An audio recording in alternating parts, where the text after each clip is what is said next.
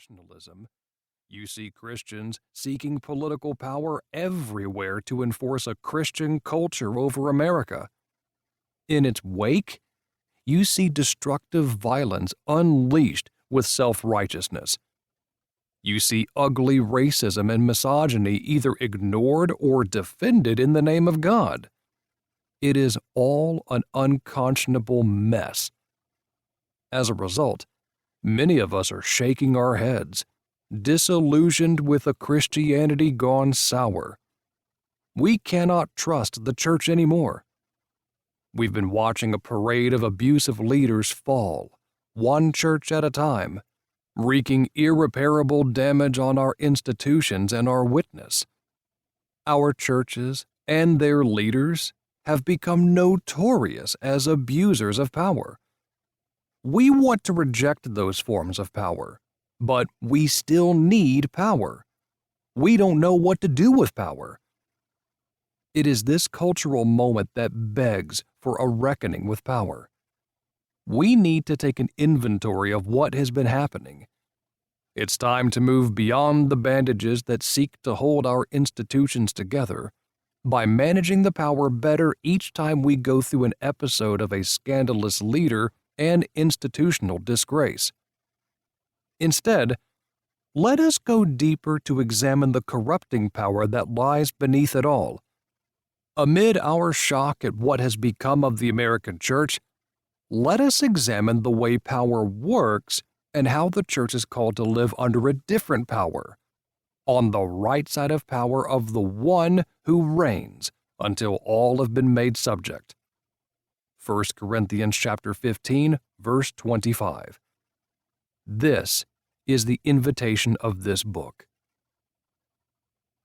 Why does this keep happening? In recent years, many books have narrated the history of evangelicalism's abuse of power and the destruction it has wreaked on people's lives.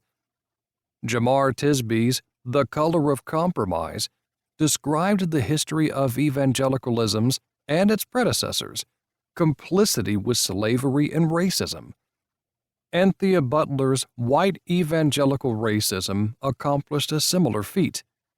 Kristen Koeb's de Mez's Jesus and John Wayne detailed the evangelical church's cultivation of a toxic masculinity and patriarchy within its own culture and politics. Kevin Cruse's One Nation Under God told the story of evangelicalism's and its immediate predecessors, leaders joining with corporate economic power to gain the control necessary to lead a Christian nation. John Fea's Believe Me outlined the evangelical church journey to align politically with Donald Trump. These are just a few of the books that have been published within this genre in the last decade. They all expose, in horrific detail, the history of evangelical Christianity's complicity with abusive power that led to hideous cultural sins. These complicities, once revealed, leave us incredulous, asking, why does this keep happening? Are these examples of just a few bad apples in evangelicalism?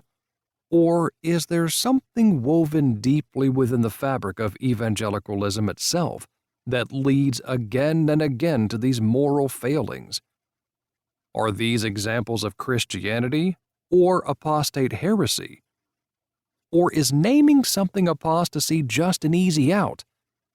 Is there a problem in the design because this same apostasy keeps happening again and again in the name of Christ?